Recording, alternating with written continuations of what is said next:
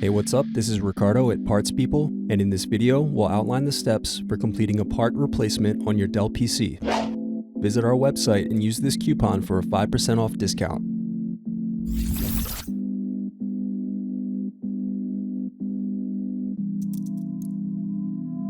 Unscrew and remove bottom base.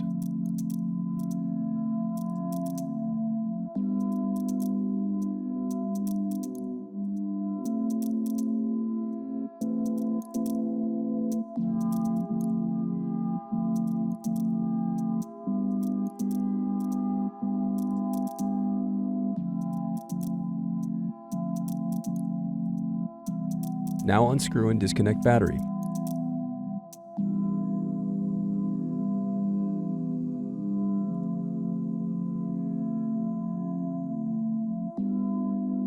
Now unscrew and remove heatsink.